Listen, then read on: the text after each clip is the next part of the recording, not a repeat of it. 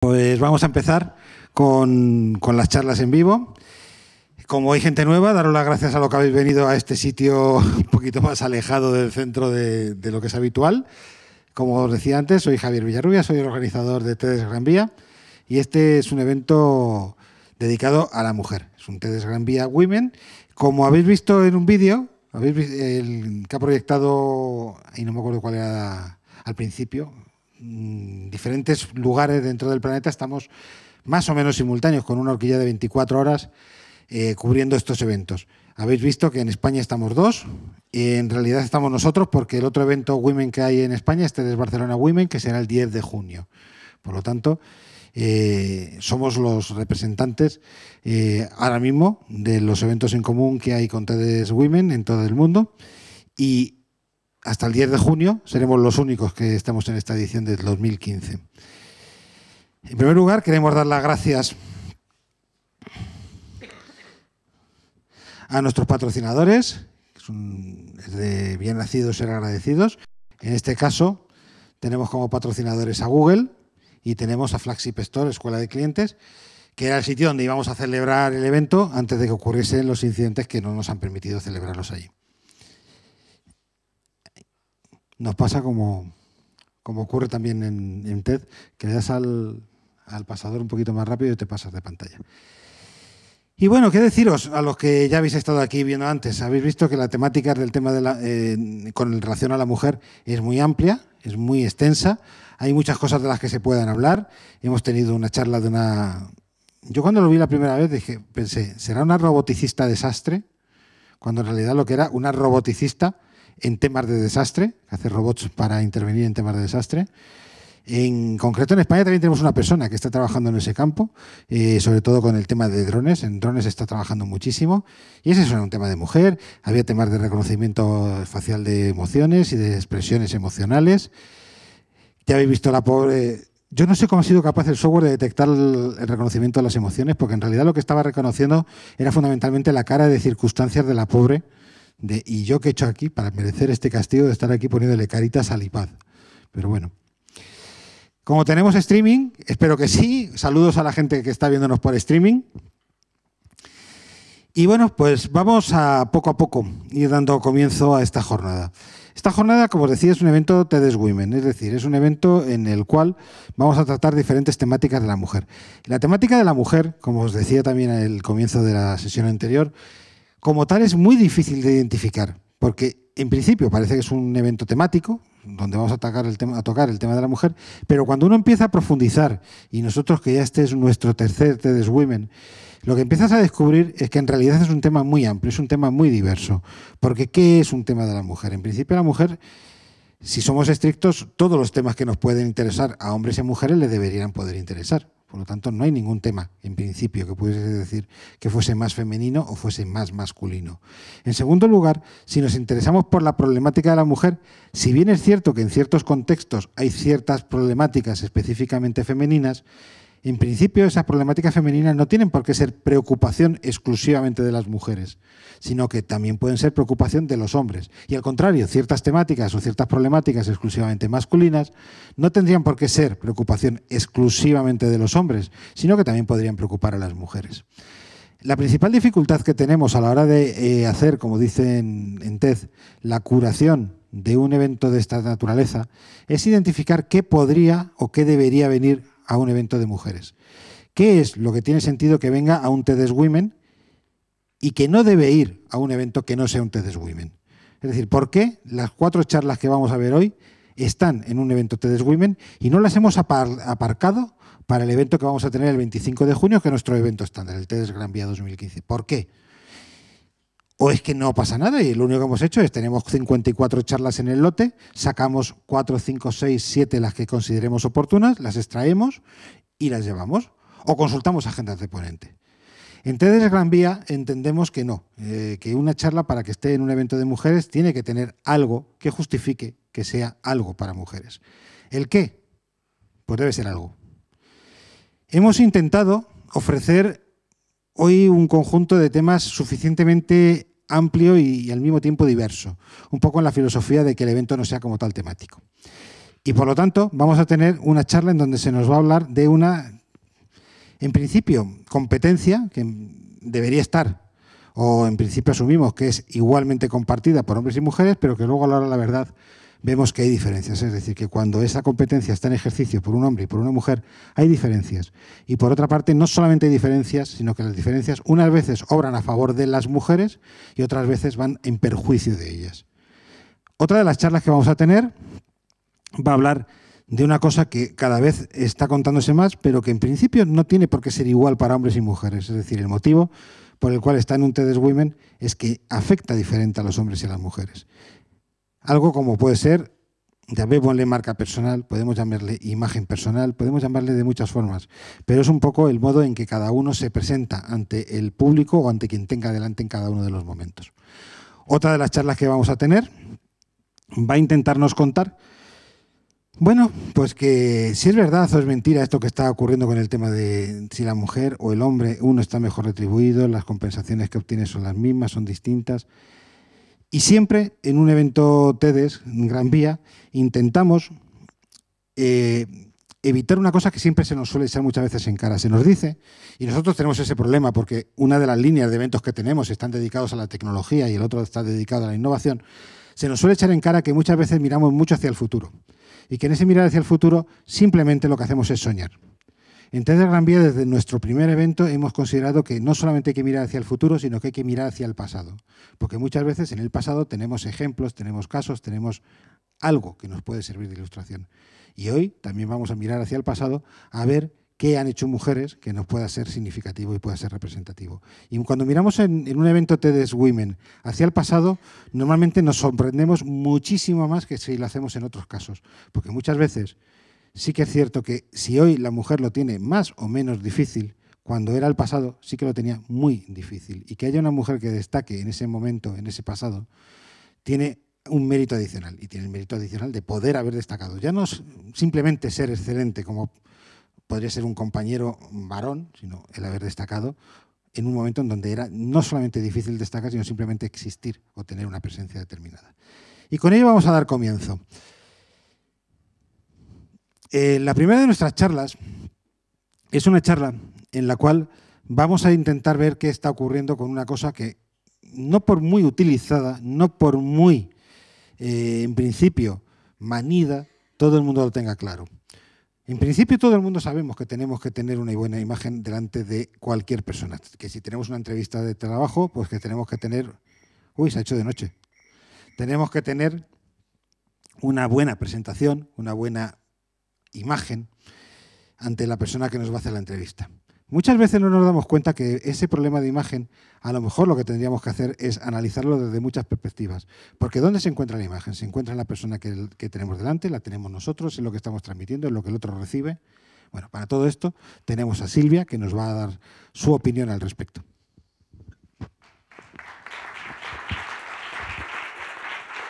Gracias, Javier. Gracias.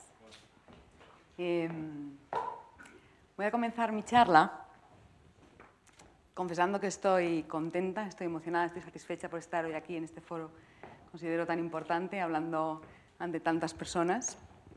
Voy a dar las gracias a Javier porque es cierto que sin conocerme de nada, me imagino que haría su trabajo de investigación en Internet, ¿no? Pero yo no soy famosa, hace poco que trabajo en el área de la imagen personal. Sí que aceptó mi candidatura, después de una hora hablando por teléfono, debió de percibir que tenía algo interesante o algo importante que aportar en el terreno de la imagen personal. Una de las cosas que primero me planteé al comenzar a preparar esta charla era desde dónde iba a hablar. Podía hablar desde el corazón o podía hablar en un tono mucho más academicista, en un tono mucho más académico, ¿no?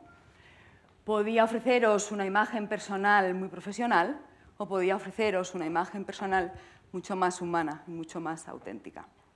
Al final mi propio reto, fue intentar hacer las dos cosas, ¿no? Hoy estoy aquí intentando hablar desde el corazón sobre cosas que competen a mi vida profesional y a mi vida personal. Si a los 15 años me hubiesen dicho que hoy iba a estar aquí hablando de imagen personal, Me lo he preguntado muchas veces estructurando esta charla. No sabría si hubiese llorado o hubiese reído.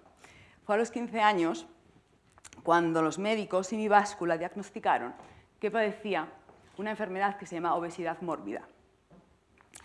Me hubiera gustado traeros una foto, pero pensándolo bien, creo que todavía no estoy preparada, ¿no? Y todavía no he superado las heridas que hace crecer en un cuerpo que no se corresponde con los estándares de belleza propios de una jovencita, de una niña, de un adolescente. Durante mucho tiempo crecí pensando que nuestra imagen personal era nuestro cuerpo. Desarrollé habilidades de comunicación extraordinarias que luego me han servido para mi vida profesional y aprendí a usar desde muy pequeñita caretas sociales que me hacían por lo menos ser aceptados en otros aspectos, ¿no? Si no era por mi físico, por lo menos que sí lograr lo que el filósofo estadounidense William James decía que era el principio más básico que necesitamos todas las personas humanas, que es el anhelo de ser aceptados. Si la obesidad me ha enseñado algo, son dos cosas muy importantes, ¿vale? Dos cosas que jamás, además, es el regalo más grande que jamás nadie me ha hecho, porque es algo que nadie me podrá quitar. Es la capacidad de desaprender y la capacidad de autoconocimiento. Sin autoconocimiento no hay crecimiento personal. Sin crecimiento personal no hay capacidad de desaprender. Y sin capacidad de desaprender no podemos llegar a ser nosotros mismos nunca. Seguiremos siendo lo que los otros esperan que seamos. Soy Silvia Rincón, periodista y coach especializada en imagen y en comunicación personal. Esa era la presentación formal desde la cual iba a arrancar, ¿no? Antes de decidir, de apostar por contaros mi storytelling, ¿no? mi parte personal. ¿Me vais a dejar beber un poquito de agua, por favor?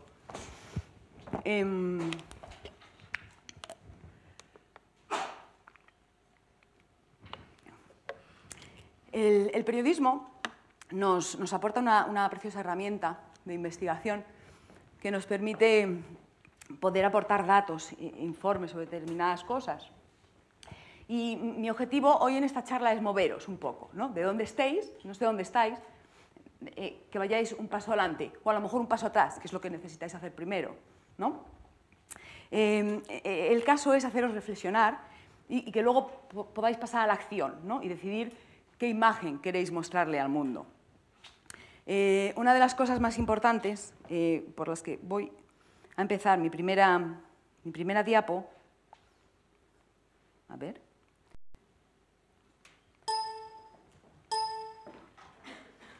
si nos aparece.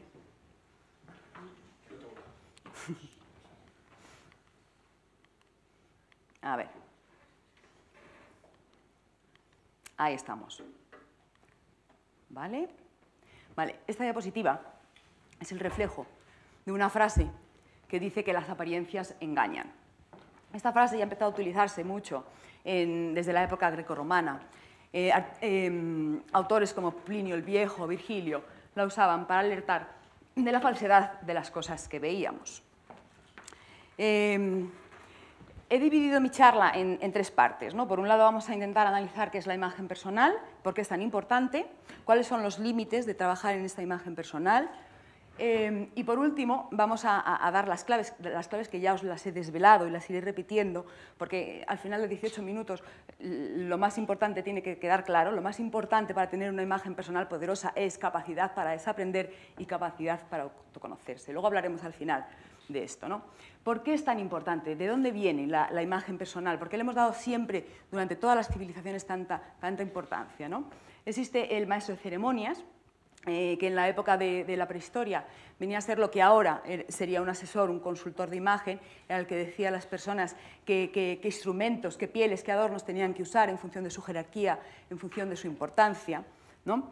Después continuamos en el Imperio Romano, los patricios, los siervos, los soldados, ¿no? Cada uno se diferenciaban de su estamento en función de la imagen personal que tenían y del ropaje que usaban. Lo mismo ocurre también en la Edad Media y llegamos hasta nuestros días.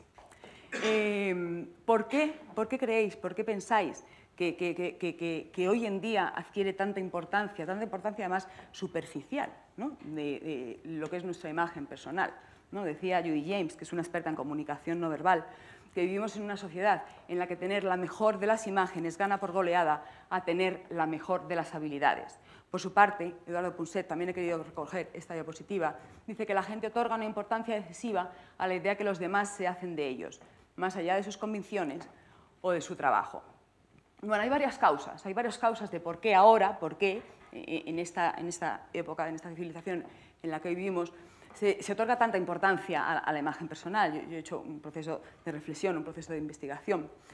Por un lado, vivimos en una época donde nuestra economía, nuestra sociedad y nuestra cultura es diferente, ¿no?, a otras épocas en las que hemos vivido, y donde existen tres industrias que, desde mi punto de vista, son las industrias que mueven el mundo y nunca jamás han tenido tanto poder como ahora. Es la industria cinematográfica, la industria del marketing y de la publicidad y la industria de los medios de comunicación. Y diréis, ¿y qué tiene que ver, ¿no?, esas industrias con todo el poder que le damos ahora a toda la imagen? Muy bien, pues la industria del marketing y de la publicidad lo que hace es ofrecernos como reales estereotipos de belleza y estereotipos de éxito que no lo son. ¿Qué consiguen con ello? Consiguen que mujeres de 50 no quieran tener arrugas y que chicos de 30 se vuelvan locos por tener un abdomen lleno de chocolatinas, ¿no? Eso, por un lado, es lo que provoca en nosotros, es la zanahoria que nos ofrece siempre la industria de la publicidad y la industria del marketing. Por su lado, Disney, la industria cinematográfica, con Disney a la cabeza, lo que consigue es ofrecernos ideales de belleza y de felicidad que ni nosotros ni ninguno de nuestros hijos estaremos cerca de alcanzar, ¿no?, con la consiguiente frustración que eso también nos provoca. Y por último, los medios de comunicación, con las revistas del corazón y con los programas de televisión a la cabeza, son solo los responsables no solo de darnos un reflejo de la realidad, sino también de crearla, y de crearla basada en unos valores superficiales, en unos valores de dudosa calidad, ¿no?, en lugar de ofrecernos valores constructivos y útiles. Muy bien, hasta aquí un poco el aroma ese de banalidad que rodea a todo este concepto de imagen personal, ¿no? Pero también hay una causa basada en psicología, en causas sociológicas, en causas antropológicas que hacen que desde siempre toda la humanidad le haya dado una importancia vital a la imagen personal. Ya lo hemos dicho antes, fue el filósofo estadounidense William James quien dejó escrito que el hombre tenía una necesidad básica, que era el anhelo de ser aceptados por los otros.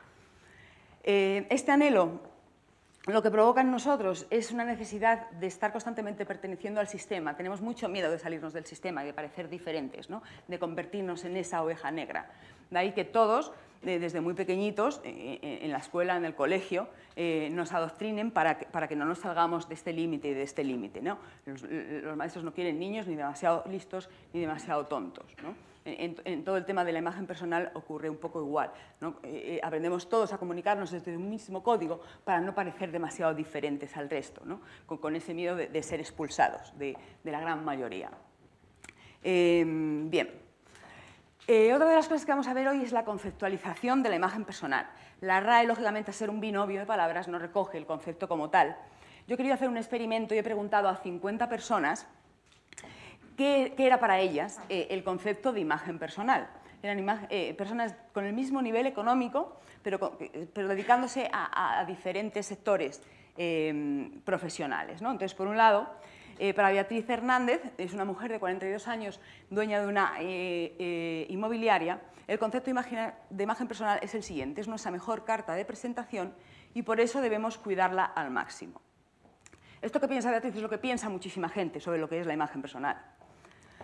Para Ariana Frances es dueña y directora de una agencia de comunicación, es alguien que ya tiene más conocimiento sobre la comunicación humana. Dice que la imagen pública es la percepción que tenemos de nosotros mismos y la que tienen los demás sobre nosotros. No se trata solo de tener en cuanto a la parte física, sino también hay que tener en cuenta nuestro comportamiento y nuestra comunicación no verbal. Como veis, Ariana ha ido un poquito más allá en la descripción de su concepto de imagen pública. Por último, Amor Hernández es psicóloga gestal, experta en apertura de conciencias, en análisis de conciencia. Dice que la imagen personal es narcisismo. Es lo que piensas de ti mismo sin conectar con tu verdad. Es lo que proyectas para seducir. Interesante, no voy a entrar a valorar ninguna de estas descripciones que sobre el concepto de imagen popular me han ofrecido. Pero también quería analizar el concepto de imagen personal desde la parte etimológica de cada una de sus palabras, ¿vale? Y la palabra imagen proviene del latín imago y significa retrato, copia o imitación de la realidad. Desde cualquier disciplina desde la que se analice la palabra imagen, todas vienen a decir lo mismo. La imagen no es la realidad, es una representación de la realidad que recoge nuestro cerebro. Os voy a explicar muy brevemente cómo se produce la percepción de una imagen. Todo ocurre en nuestro cerebro. Nosotros percibimos un determinado objeto o una determinada imagen personal de alguien, ¿no? Nuestro canal visual lo pasa a nuestro cerebro y ahí es analizado por nuestros 5 sentidos, ¿no?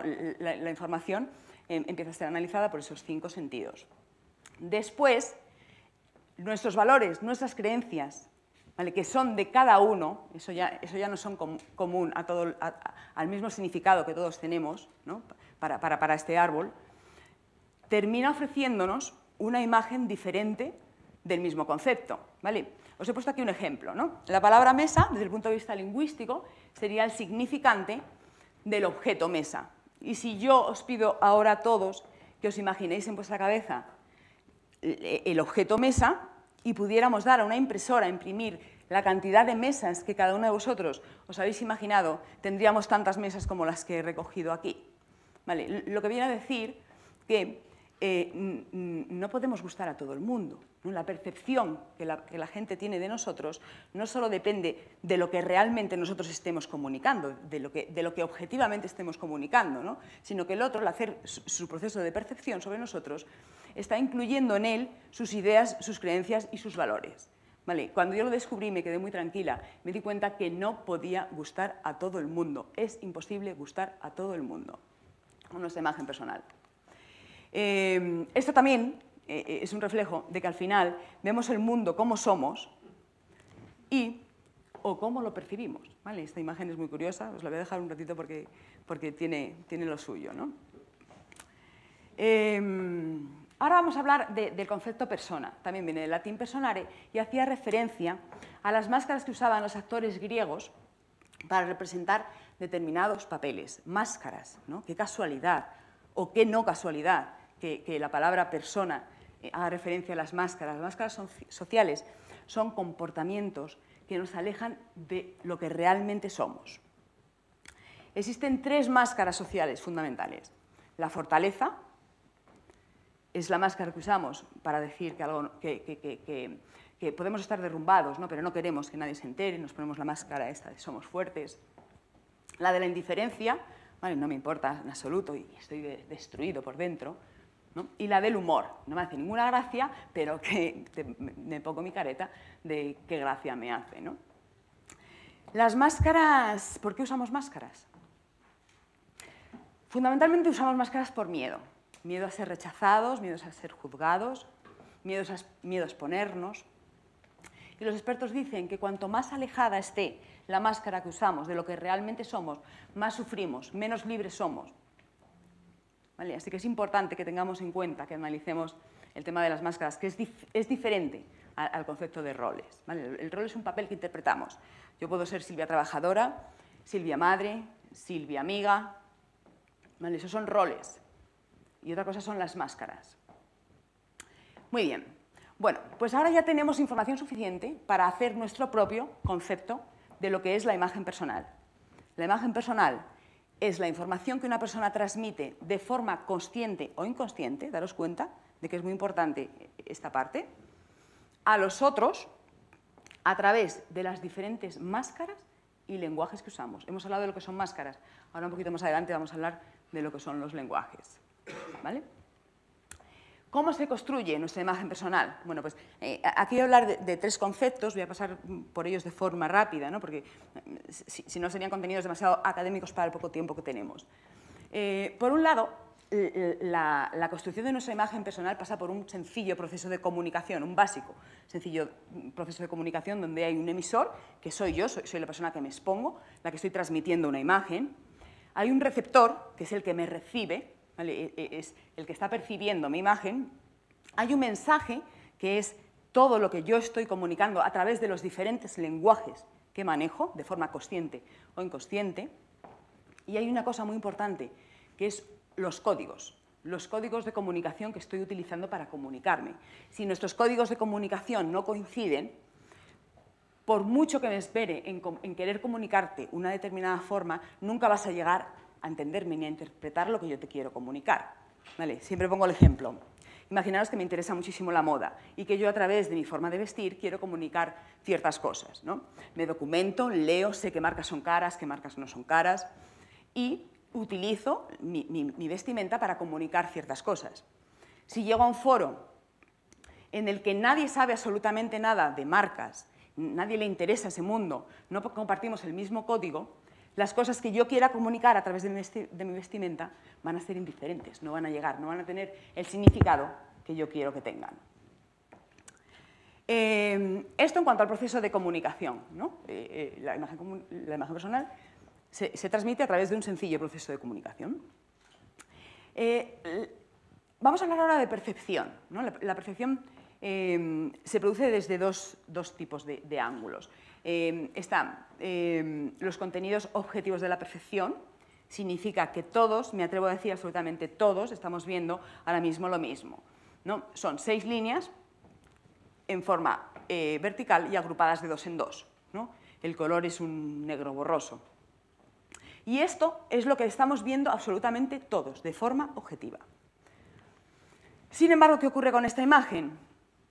Pues habrá mentes que no les quepa en la cabeza, directamente digan, sí, todos vemos lo mismo, vemos un elefante en el salón de una casa, pero si le damos interpretación, si le damos sentido a esta imagen, habrá gente que diga, no, directamente no me cabe en la cabeza, no tiene sentido que me proyectes esta diapositiva porque no es posible. Habrá gente que diga, pues me encantaría la idea, pero soy alérgico a los elefantes, entonces no puedo tener un elefante en mi casa. Y habrá alguien que diga bueno, pues que podría valorarlo, pero es que tener elefantes en cautividad, ¿no? Esto es lo que provoca las condiciones subjetivas de la percepción, ¿no? Y volvemos a lo mismo, con lo cual no puedo gustar a todo el mundo, ¿no? No puedo lograr que todo el mundo piense lo que yo quiero que piensen de mí.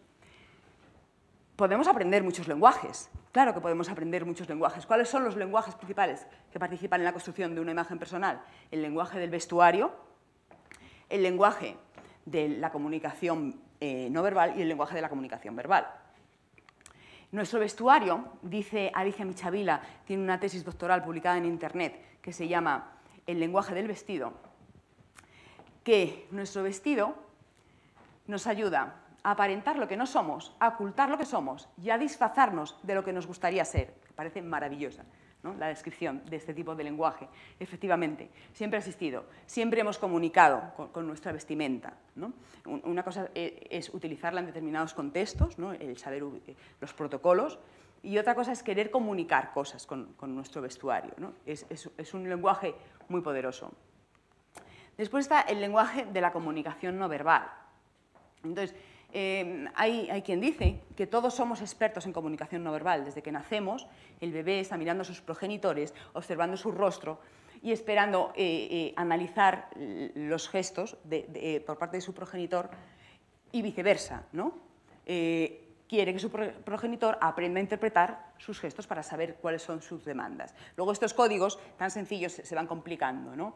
Y están los gestos de la seducción, el lenguaje de la seducción, el lenguaje de las miradas. No todos pertenecen a la parte de la comunicación no verbal. Sí que me gustaría dejar claro que esto no es una ciencia exacta. Vale, creo que hay gente y profesionales que han hecho mucho daño cuando han dicho de forma rotunda que cruzar los brazos cuando me comunico contigo significa que me estoy cerrando en banda, que no quiero saber nada de ti. En la comunicación no verbal hay multitud de factores que influyen para entender el significado real de lo que te estoy queriendo comunicar. Simplemente puedo estar teniendo frío, ¿no? Y luego está la comunicación verbal. Creo que es tremendamente importante aprender a estructurar nuestras ideas, ¿no? Y comunica mucho sobre nosotros la forma en cómo nos comunicamos y cómo nos expresamos. Es realmente importante y forma parte de nuestra imagen personal. Esos son los 3 lenguajes principales. Entonces vosotros decís, bueno, pues ya está, Pues ahora me voy, me apunto a un curso de cómo hablar en público, me apunto a un curso de personal shopper y me apunto a un curso que me enseñen lo que significan los gestos, ¿no? Y ya puedo tener una imagen personal arrolladora. Pues no, esto no funciona así. Esto es un proceso más complejo, cuya base, cuya magia, está en lo que ya os he dicho al principio. Está en la capacidad de desaprender y en la capacidad de autoconocimiento. El autoconocimiento, ¿qué es el autoconocimiento? Es decir, bueno, yo hablando de autoconocimiento y desaprender desde que ha empezado. El autoconocimiento significa hacer un acto de conciencia, una toma de conciencia. ¿Qué es hacer una toma de conciencia? Una toma de conciencia es abrir nuestra mente, es darnos cuenta de que podemos superar y trascender nuestra personalidad. Nosotros decimos, oye, nos hemos pasado media vida creando nuestra personalidad, diciendo que somos egoístas o que somos generosos, que somos de este partido político, que pertenecemos a este partido de fútbol, ¿no? Y nos ha costado decidir y tomar partido, ¿no?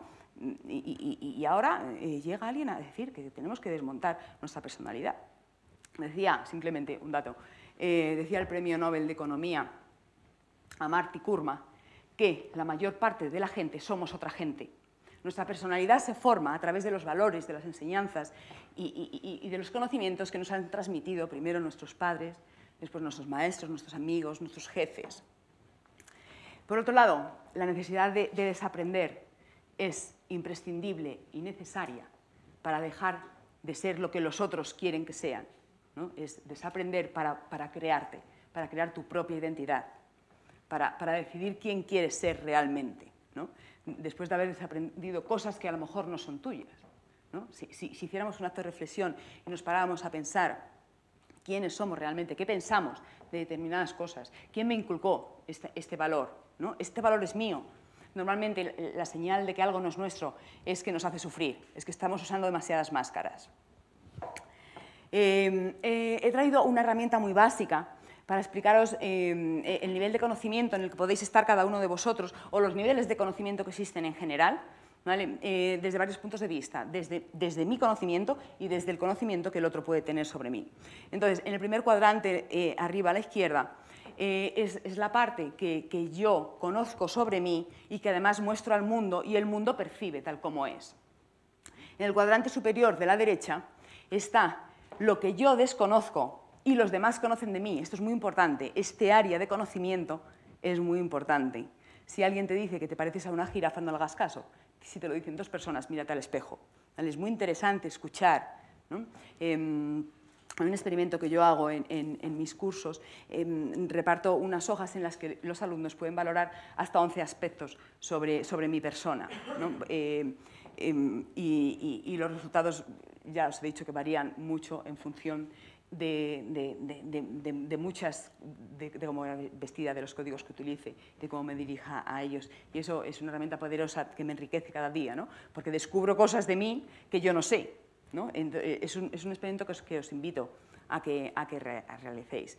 En el cuadrante inferior izquierdo está el área oculta, es aquella información que de forma voluntaria yo he decidido no mostrar al mundo, con lo cual el mundo no puede saber que es mío, es mi intimidad, ¿no? Y luego está el área desconocida, que es aquella parte que ni yo mismo ni el resto del mundo conoce sobre mí. Normalmente son reacciones que tienen lugar ante estímulos muy extremos, ¿no? De miedo, por ejemplo. Yo os pregunto, ¿dónde estáis?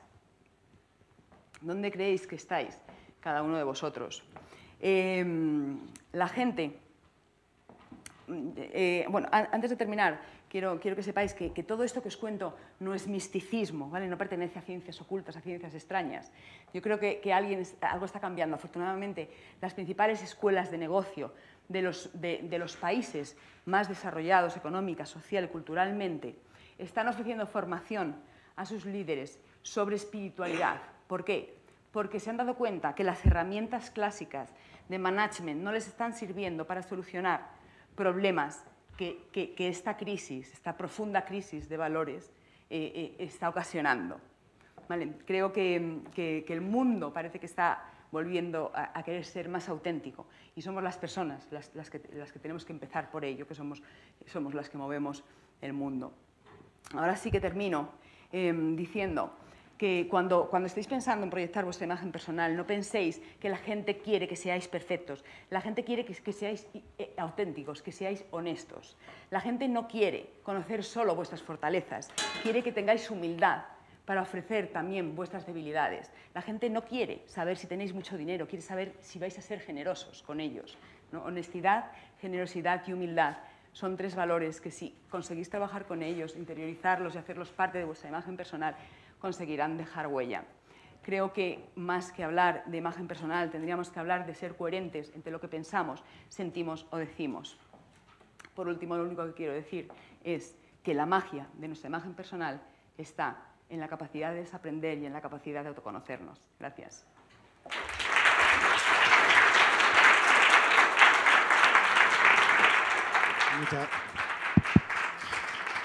Muchas gracias, Silvia. Como veis, el tema de la imagen es un tema apasionante, podemos estar horas hablando de él y siempre que encontremos algún fleco, algún punto en el cual quedaría alguna cosilla más que decir. Y ahora vamos a echar una mirada al pasado. Esa mirada del pasado en el cual vamos a intentar ver si hay algo que podamos aprender del pasado, que como os digo, siempre nos gusta hacerlo porque encontramos muchas cosas que poder aprender del pasado. No sé si alguno de esos 2 nombres que aparecen en la pantalla os dicen algo. Me gustaría que lo dijesen los 2. Bueno, pues quien mejor os va a poder contar qué significan los 2 nombres es la persona que aparece en el nombre de arriba y va a hablaros de la persona que aparece en el nombre de abajo. Una persona que no por poco conocida, porque la verdad es que es muy poco conocida, incluso en los propios profesionales que se están dedicando a trabajar en el campo que ella misma contribuyó a crear, bueno, pues no es que sus contribuciones fueran pocas. De hecho, realmente, si hoy estamos utilizando unas cosas como estas para poder estar proyectando unas cosas como esas que estáis viendo ahí, posiblemente gran parte del mérito lo tenga esta otra persona. Os dejo con este rubio.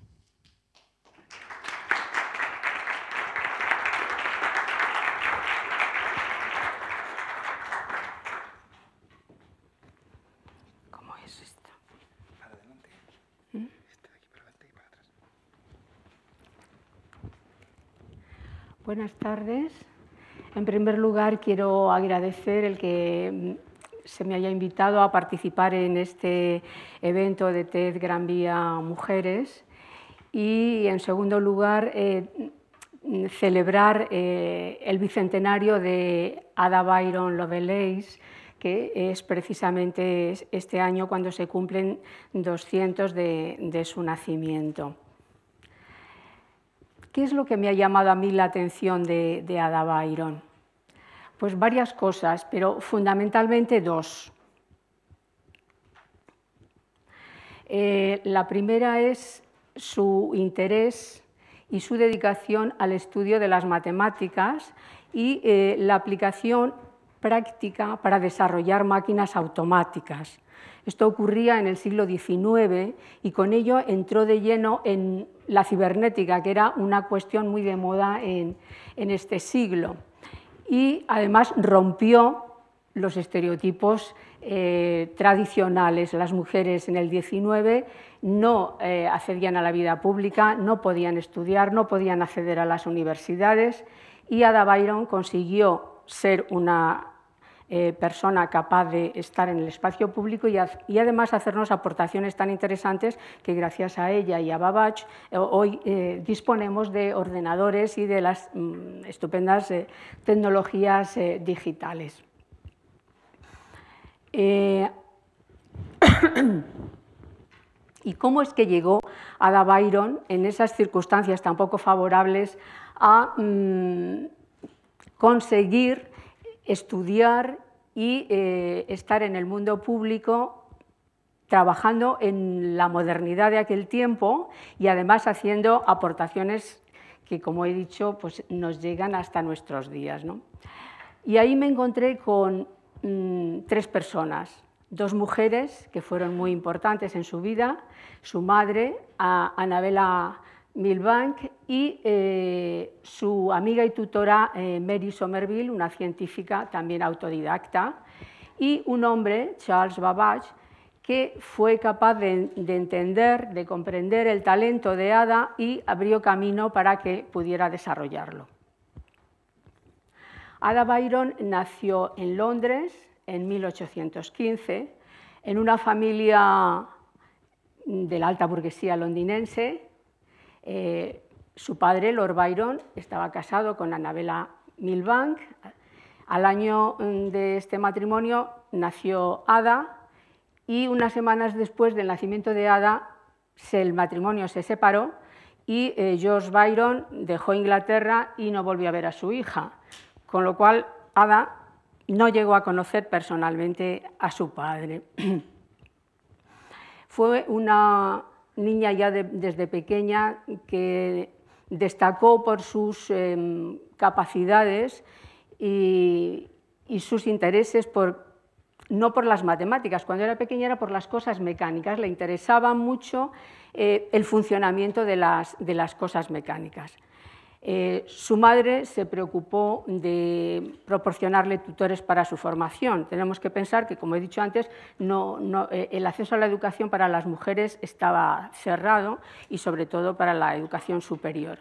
Entonces, la madre, que era también una mujer cultivada, comprometida social y políticamente, que luchaba por la emancipación de las mujeres, estaba muy preocupada también por la educación, de hecho, sobre todo de las clases desfavorecidas. De hecho, creó escuelas para niños y niñas, ¿no? Y Mary Somerville, como he dicho, era una científica que fue tutora y amiga, y esto le proporcionó a Ada un ambiente, digamos, favorable para poder romper un poco con la tradición de su época.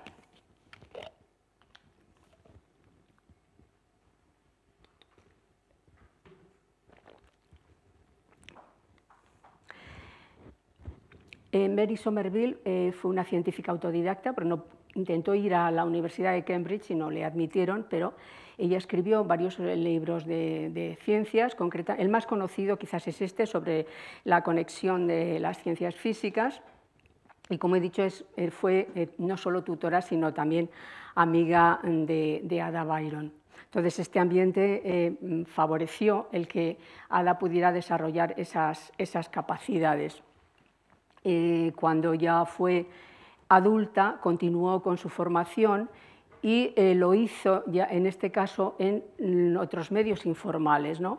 En este tiempo ya las universidades medievales estaban en plena decadencia y se habrían creado unas instituciones formales de educación y de formación y de investigación, que eran las academias y las sociedades científicas, como la Real Sociedad de Londres.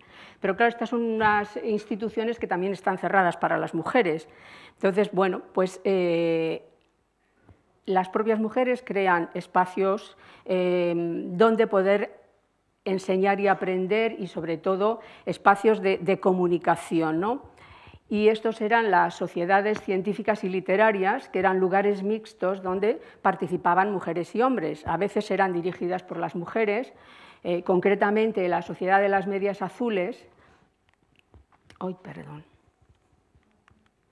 La Sociedad de las Medias Azules era una sociedad creada por mujeres, pero en la que participaban hombres y mujeres. Ellas invitaban a gente que les resultaba de interés, porque allí se debatía sobre cultura, sobre política, sobre ciencias, literatura, o sea, eran debates muy amplios y muy participativos.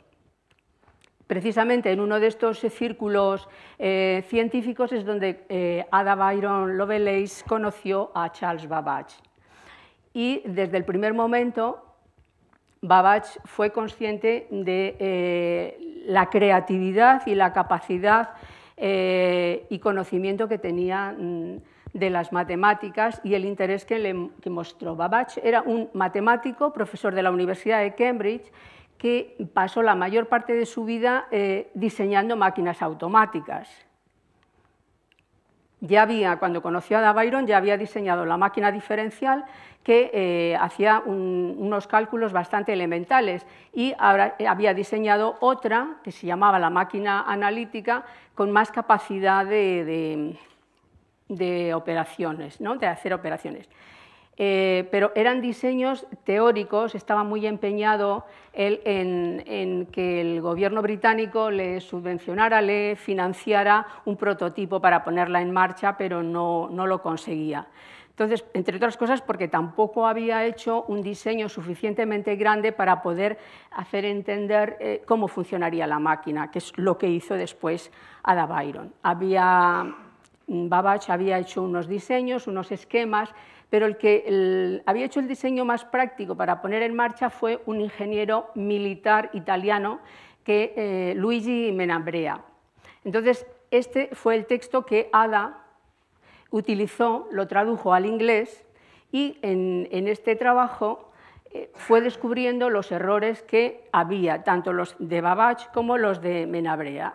Entonces, no solo corrigió, o sea, tradujo y corrigió, sino que también hizo sus propias aportaciones, además tan importantes que resultó ser un texto que realmente es un texto, digamos, canónico de lo que es un programa entonces de máquina analítica y ahora de ordenador. Lo llamó Notas. Babbage quedó tan impresionado que realmente le dijo que había que publicarlo, y de hecho se publicó bajo el título de Memorias Científicas. Y aquí, bueno, vemos un poco una de las hojas de sus notas, que es lo que se considera el primer algoritmo informático. Ada puso también mucho empeño no solo en hacer una descripción matemática y del funcionamiento, sino también de dejar claros los límites que las máquinas pueden tener, y además hizo una interpretación filosófica de la misma, ¿no? Y esta amplitud, digamos, de conocimiento y de transformación que ella percibía en las máquinas le llevó a pensar un poco en dónde debían ponerse los límites, qué es lo que a ella le interesaba. Lo que a ella le interesaba era desarrollar máquinas, decía ella, para el bien de la humanidad. Y para diseñar la puesta en marcha se inspiró en el telar mecánico de Jacquard. Ella decía que las máquinas, o sea, que ella diseñó tarjetas perforadas parecidas a las que utilizaba el telar, de tal manera que decía que podemos decir acertadamente que los modelos, o sea, que la máquina analítica reproduce modelos algebraicos, mientras del telar de Jacquard lo que produce son flores y hojas, ¿no? O sea, también hay que contar con que Ada Byron era bastante poética y se expresaba de una manera muy en este sentido. Más o menos el funcionamiento de la máquina consistía entonces, las tarjetas perforadas lo que hacían es trasladar las funciones matemáticas, que a su vez eran traducidas en mensajes operativos que se acumulaban en la máquina y eran capaces de reproducir ciclos repetitivos. Entonces, más o menos, ahora lo hacemos mucho más fácil porque tocamos un botón y todo ese proceso se nos produce muy rápidamente.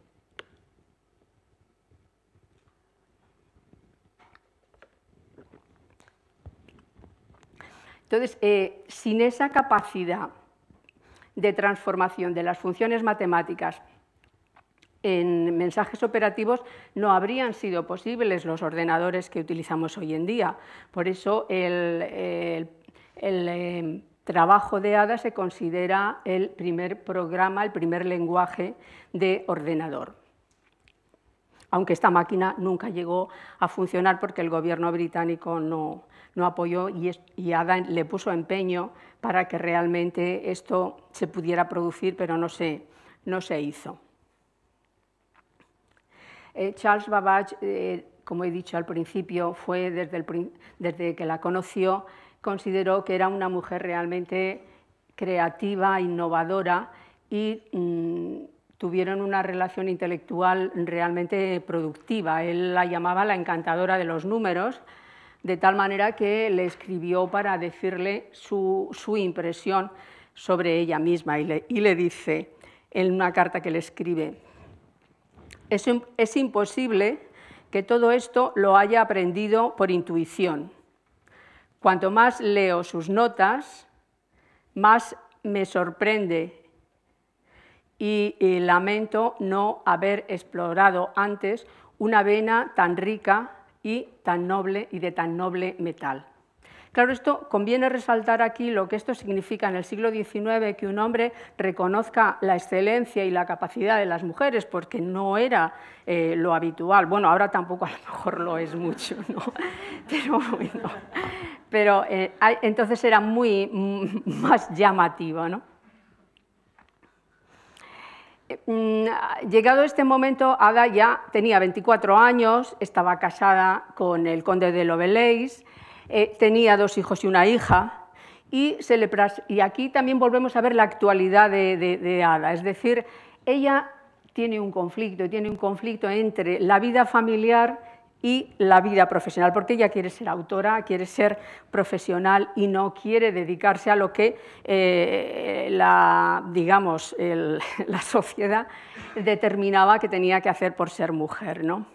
Entonces, bueno, pues ella escribe sobre esta situación, sobre el conflicto que tiene y, bueno, en cierto modo la culpabilidad que puede ocasionar esa supuesta desatención de su familia, ¿no? Dice: yo soy ahora una persona completamente profesional, hablando claramente, y estoy comprometida con el estudio y en ocupaciones científicas y literarias que me incapacitan para implicarme personalmente con mis criaturas y ejercer una influencia favorable sobre ellas, aunque así intento hacerlo. No me digáis que no es actual, ¿no? Esta manera de expresar lo que era su conflicto. Refiriéndome a la singularidad de Ada Byron, ella misma también lo ha expresado y lo ha escrito, ¿no? Y era que el estudio para ella, el estudio de la naturaleza, porque bueno, las máquinas automáticas lo que intentaban hacer es imitar el funcionamiento del cuerpo humano y trasladarlo de forma mecánica. Entonces, el estudio de la naturaleza está unido al arte, a la poesía y a la filosofía. La interacción entre sentimiento y razón es precisa para explicarlo, ¿no? Para explicar esto y para eliminar las reglas de hierro que lo rigen. Es decir, que ella considera que solamente la racionalidad tiene una rigidez que no permite explicar la naturaleza, que es más rica y más amplia.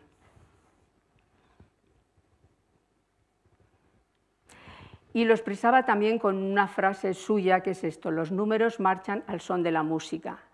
Para ella las matemáticas era un medio de expresión, no era simplemente una cuestión operativa. Entonces ella lo dice, la define así: la ciencia matemática no es vista, perdón, la ciencia matemática no es un vasto cuerpo de verdades abstractas e inalcanzables. Posee una belleza intrínseca, una simetría y una perfección lógica, a través de cuyo lenguaje podemos expresar adecuadamente los grandes hechos del mundo natural.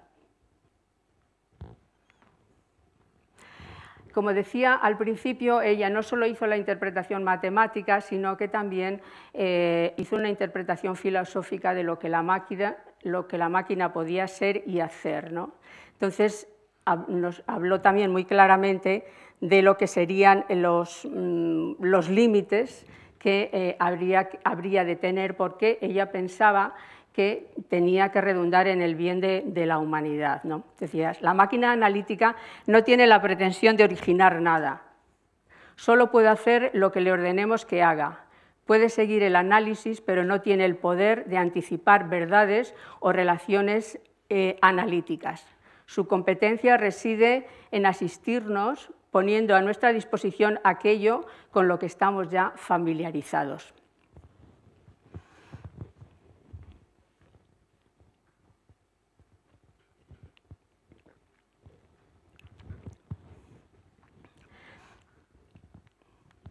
Ada Byron murió muy joven, con 37 años, a consecuencia de un cáncer, y en su corta vida pues, nos dejó un legado matemático, tecnológico y científico importante. Sin embargo, ha sido olvidada por la historia de la ciencia hasta el siglo pasado, hasta la mitad del siglo XX, en que es recuperada por la historia de las mujeres y entró a formar parte de lo que es la historia de la tecnología. Entonces, concretamente, además, en los años 1970, cuando el Departamento de Defensa de Estados Unidos estaba buscando un lenguaje universal para los ordenadores, pues un coronel que había conocido la historia de Ada Byron Lovelace, pues decidió que a este lenguaje le iba a poner el nombre de Ada, ¿no? Y eso, digamos, que fue como un primer reconocimiento de gran relieve, ¿no? Pero ya trasladándonos a la época actual, como decía, estamos en el bicentenario, y entonces se suceden distintos acontecimientos o eventos para celebrarlo. Y concretamente cogí un trozo de un libro en cómics que expresa muy bien la relación entre Ada y Charles Babbage, que, como veis, es un poco... Babbage está deprimido, está cansado. Cuando conoce a Ada, como que resurge de esa situación y se pone realmente activo porque Ada le ha puesto un poco en situaciones, la única que parece que le comprende. Pero lo que también me llamaba más la atención es el salto que hace del 19 al 21, al siglo XXI, ¿no? Porque realmente, o sea, hace un simbolismo con el abanico. El abanico es el símbolo de una lady del 19, pero que Ada lo transforma en el cómic en un teléfono móvil. Y dice, esto es un acontecimiento muy importante que hay que tuitear y hay que comunicar. Y de repente dice, no, que estoy en otro tiempo y no me he dado cuenta y tal. O sea, me parecía muy gráfico la manera. Es todo un libro bastante largo, ¿no? Pero este trozo me pareció interesante por las dos cosas, por lo que representaba de la relación Babbage y Ada y por este simbolismo. Así que, finalmente, quiero decir que lo que recogería en resumen de Ada Byron Lovelace es su visión innovadora, su capacidad creativa, a la vez que tiene un pensamiento crítico y hace una llamada a la responsabilidad para que las máquinas sean utilizadas en el bien de la humanidad, como ella decía. Así que, gracias.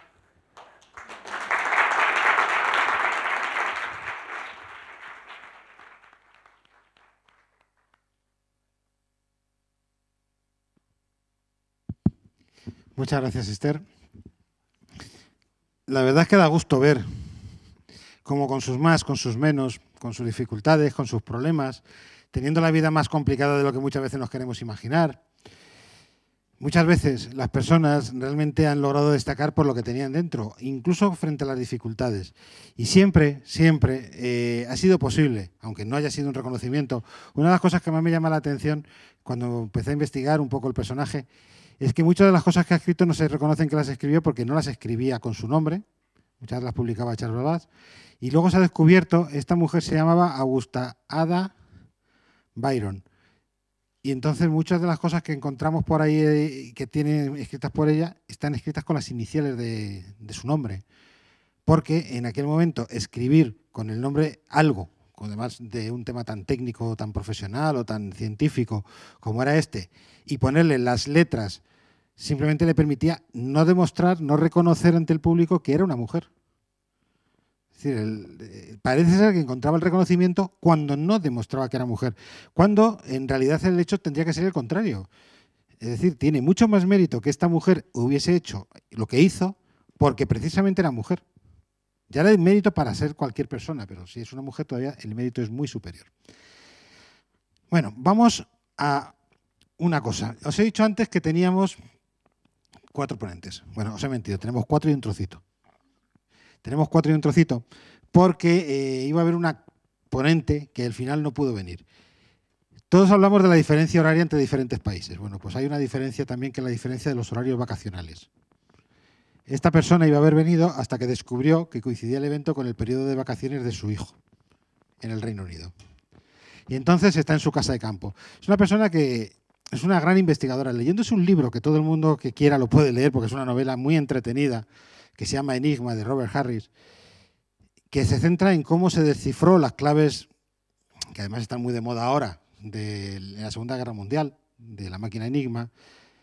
Bueno, pues esta persona, cuando leyó el libro, la novela, cuando salió publicada, se quedó tan sorprendida y tan alucinada de que hubiese ocurrido eso, que decidió que tenía que investigar sobre el tema.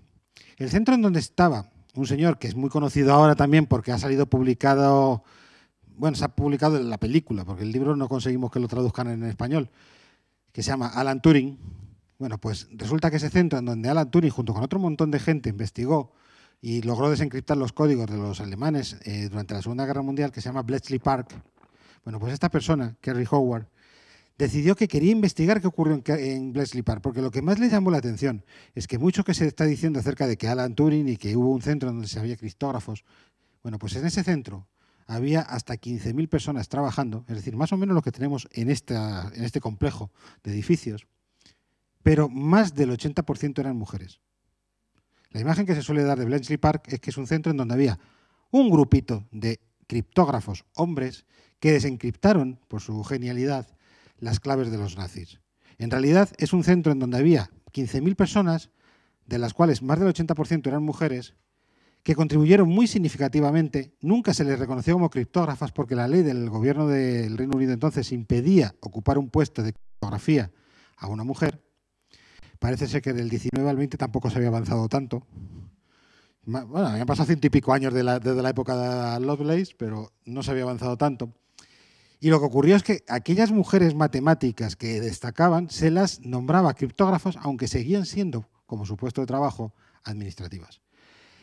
Joan Clark, por ejemplo, la que habéis visto en la película, quien haya visto la película, que es la que en principio Alan Turing recupera y que hace que contraten, bueno, en realidad ya estaba trabajando allí desde un montón de meses antes, es decir, llegó antes a Bletchley Park.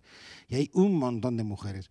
Bueno, pues Kerry Howard lleva desde hace ya pues 20 y tantos años investigando qué ha ocurrido en Bletchley Park. Ha publicado, está a puntito de salir, porque va a salir por estas fechas, un libro en donde relata la vida de 5 mujeres cruciales en el hecho del desencriptado de las claves criptográficas de los nazis. Cosas tan sencillas como que todas las comunicaciones, por ejemplo, que se interceptaban, las transferían, las transcribían mujeres. Es decir, el proceso de escucha que se hacía de las comunicaciones nazis lo hacían las mujeres. Otra de las cosas que no se ha comunicado suficientemente es que quienes escuchaban las comunicaciones eran mujeres y por lo tanto fueron mujeres las que detectaron patrones que fueron los que le sirvieron a los criptógrafos para desencriptar los mensajes. Esos primeros caracteres que iban al comienzo de todos los mensajes y que establecieron el patrón que sirvió un poco como piedra roseta para desencriptar los mensajes. Bueno, pues quizás, se dice que la mujer es intuitiva, pues quizás esa intuición de esas mujeres permitió detectar. En la película se cuenta muy de pasada en una cafetería en donde dice, parece ser que tiene una novia y le... Bueno, pues esa intuición fue lo que permitió dar el primer punto a partir del cual, bueno, pues es como cuando uno va a hacer un puzzle y descubre los bordes y las esquinas. Bueno, pues Kerry Howard no puede estar hoy con nosotros porque está, y muy bien estado, en su casa en el campo, pero nos ha querido decir algo. Hello, I'm Kerry Howard from Bletchley Park Research. Hello, I'm Kerry Howard from Bletchley Park Research. I can't be with you today to talk about women code-breakers at Bletchley Park, but if it is something you're interested in, keep up to date with the organiser, because I will be over to share the inspirational stories of women like Margaret Rock, Joan Clark and Mavis Lever. Thank you, enjoy your time, bye-bye.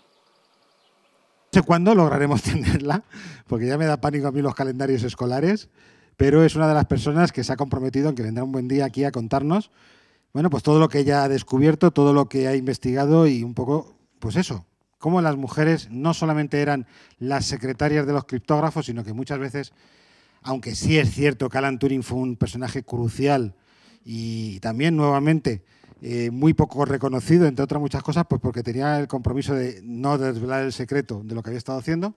Bueno, pues no solamente los hombres estuvieron ahí, sino que gran parte, ya no voy a decir del fin de la Segunda Guerra Mundial, pero sí a lo mejor el adelantamiento del fin de la Segunda Guerra Mundial es un fruto y una consecuencia directa de la presencia de mujeres. Cosa que por otra parte no es nada extraño, porque una cosa que tenemos que tener en cuenta, no sé si se ha divulgado o es conocido suficientemente, pero las primeras personas que programaron ordenadores, y no me refiero a Ada, eran mujeres, porque entendían que era un puesto de trabajo femenino. Entonces, las primeras mujeres, los primeros que sea informáticos fueron mujeres. En la historia de la informática, gran parte de la contribución y gran parte del desarrollo ha sido realizado por mujeres. Por ejemplo, las misiones espaciales que llegaron a la Luna iban dirigidas en la parte informática por mujeres. Vamos a ver si somos capaces de establecer un poco esa segunda historia de la informática, que muchas veces no nos queda tan claro, y que la informática claramente es un elemento puramente femenino. Y vamos con el tercero de los ponentes de verdad, o el tercero y medio, que es Ricardo Altimira. Ricardo Altimira nos viene a contar como una cosa que en principio todas las personas necesitamos, que sería la capacidad de negociación. No es que esté igual o distintamente distribuida, sino que es utilizada de una forma u otra forma diferente y que esa capacidad de negociación, en el caso de las mujeres, tiene unas características peculiares. Os dejo con Ricardo. Gracias. Buenas tardes y encantado de compartir esta reflexión y estas experiencias sobre la negociación en las mujeres. Me gustaría dividir el espacio en tres partes. Identificar el contexto de la negociación al cual me voy a referir, que es fundamentalmente la negociación entre empresas y dentro de las empresas. Segundo, me gustaría compartir con vosotros un pequeño experimento que hicimos en la Universidad de Reading, Inglaterra, que se refería a la negociación entre chicos y chicas. Y por último, sacar algunas conclusiones y compartir con vosotros alguna sugerencia. ¿Qué es la negociación? Que todos conocemos, un proceso en el cual buscamos un acuerdo, un proceso en el cual distintas personas se sientan a una mesa, un proceso en el cual tratamos de resolver conflictos, un proceso en el cual diferentes personas con diferentes intereses tratan de consensuarlo. ¿Y dónde negociamos? En estos momentos estamos negociando en España los pactos de gobernabilidad entre partidos políticos. Se negocia en diferentes foros internacionales entre países la forma de reducir el hambre, la forma de reducir el dióxido de carbono, la forma de resolver grandes problemas mundiales. Negociamos en nuestras familias, con nuestros hijos, intentando cambiar comportamientos, intentando encauzarlos. Negociamos entre trabajadores y empresas y por muchas horas y muy tarde en la noche. Y negociamos en la empresa. Y este es el contexto y el ambiente en el cual me gustaría referirme. Negociamos en la empresa, dentro de la empresa, nosotros con nuestros compañeros, nosotros con nuestros superiores y con nuestros colaboradores, y negociamos entre empresas. Y en este sentido, este proceso de negociación al cual hemos venido trabajando desde los años 70 para tratar de incorporar en las empresas y en las escuelas de negocios, lo podemos dividir en tres momentos. La preparación de la negociación, en la cual intentamos obtener información de las partes con las que voy a negociar, intentamos informarnos acerca del tema que voy a negociar, intentamos decidir dónde vamos a negociar y quiénes van y demás. El encuentro en la mesa de negociación, que es la negociación propiamente dicha. Las partes se sientan, comienza la relación, se presentan, se conocen, dicen algunas cosas para influenciarse, se establecen las reglas del juego y a partir de ahí comienza ese proceso de negociación en el cual muchos de nosotros hemos participado. Se hacen propuestas, se hacen comentarios, se plantean argumentos, se trata de influenciar a la otra parte, hasta que finalmente cerramos, logramos un acuerdo y ese acuerdo, si Dios quiere, se implementa. Y también cuando enseñamos negociación identificamos en esa tercera etapa, la implementación del acuerdo, tres momentos. importantes cuando uno quiere mejorar sus competencias de negociación. El feedback de la negociación, lo que pasó, lo que comparto con mis compañeros y veo lo que hicimos y lo que eventualmente no hicimos. El feed forward, como llamamos nosotros, a esa experiencia que yo trato de absorber y que trato de, el día de mañana, mejorar en mi estilo de negociación. Y por último, en ese proceso de implantación, a veces hay que renegociar porque las condiciones no se cumplen, las situaciones cambian, las personas no cumplen con los compromisos, etc. Este proceso de negociación, y ahora me gustaría referirme un poco a lo que ha sido el proceso de negociación en las empresas y sobre todo cómo se viene enseñando en estos últimos años. Digo estos últimos años porque hasta los años 70 existían muchas negociaciones, políticas personales, empresariales, familiares, pero había muy poco formal, escrito, estudiado e impartido.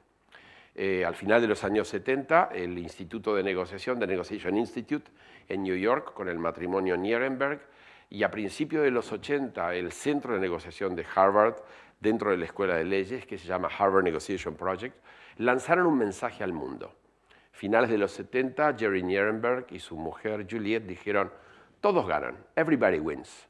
Además le pusieron un trademark, que es lo que le gusta mucho a los anglosajones hacer con las frases importantes.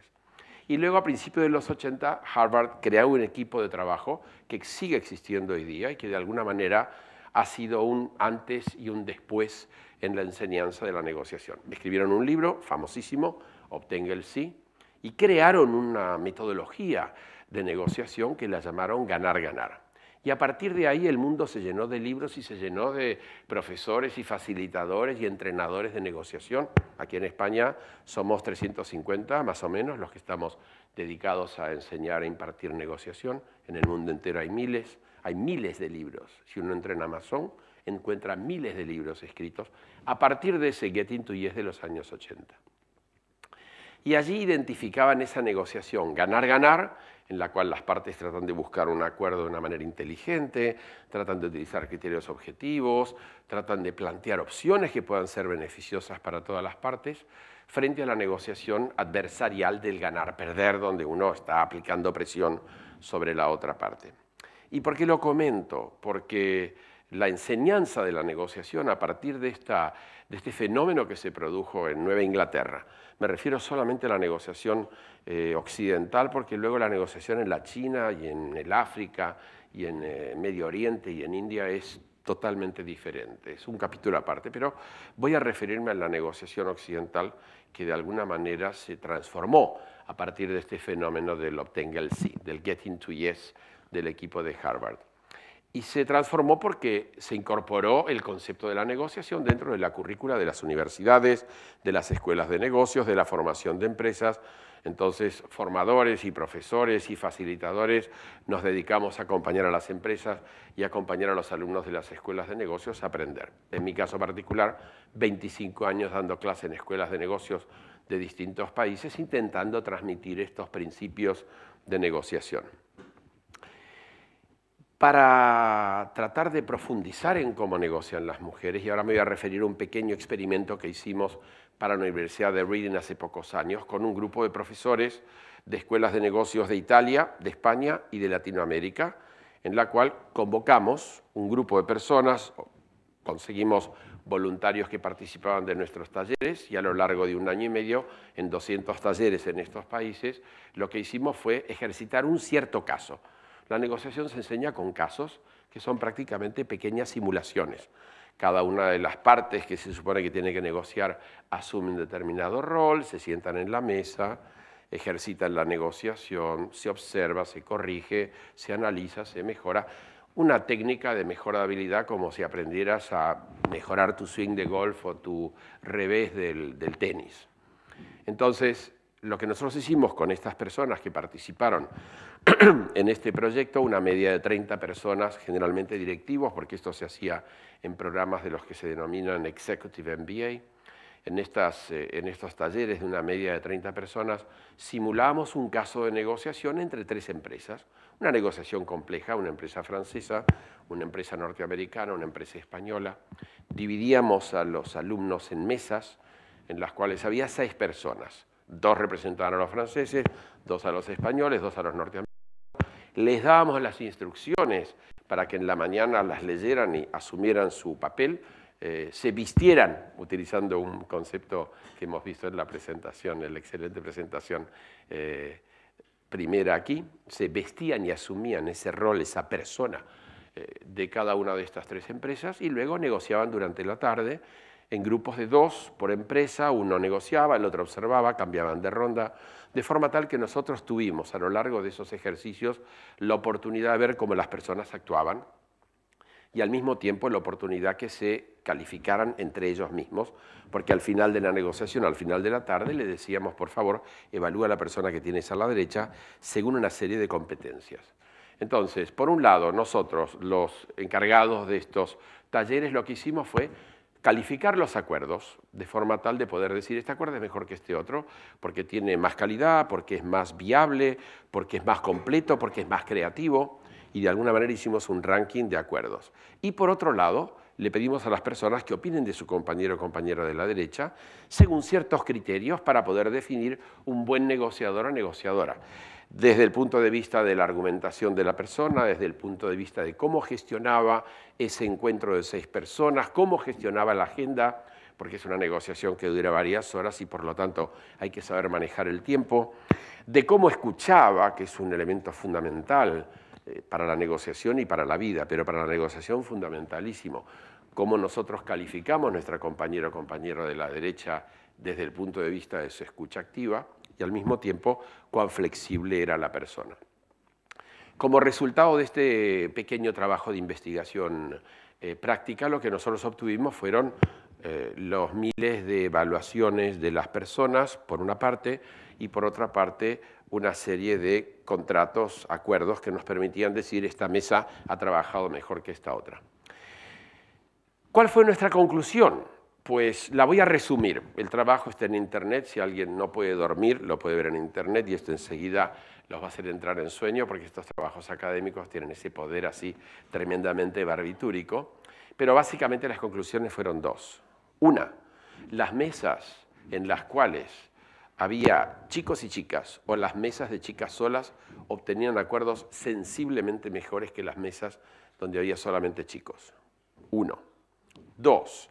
De media, en casi todas las situaciones, las mujeres estaban mejor evaluadas que los hombres, en cada uno de los parámetros y en general en cada uno de los cursos. Con lo cual, la conclusión es fácil, no hace falta pasarse una semana en Reading, Inglaterra, analizando. Sabemos, y lo hemos comprobado, yo en mi caso particular, durante estos años que vengo dando clase, que las mujeres negocian mejor que los hombres y obtienen mejores resultados en este tipo de simulaciones que tenemos en las escuelas de negocios. Y también en el grupo de Reading, que se dedica a analizar estos temas de la diversidad, el gender issues, como lo llaman ellos, también estuvimos analizando el por qué las mujeres negocian mejor y el por qué las mujeres lograron mejores resultados y concluimos algunas cosas que todas las conocemos, pero me permito remarcar estas 5. Las mujeres escuchan más y escuchan mejor. Atribuimos esta capacidad de escuchar más al hecho que, en general, y desde la prehistoria, la mujer en el entorno familiar viene escuchando los mayores, los hijos, las personas que están alrededor. Tiene esa capacidad de poder gestionar varios mensajes a la vez. Número 1. Número 2, las mujeres escuchan no solamente con los oídos, sino también con los ojos y con el corazón, lo cual le da una tremenda ventaja. Y Javier ha apuntado muy bien este fenómeno de la intuición, que de alguna manera también beneficia esa capacidad de escuchar. Segundo, las mujeres son más flexibles y aceptan mejor el cambio.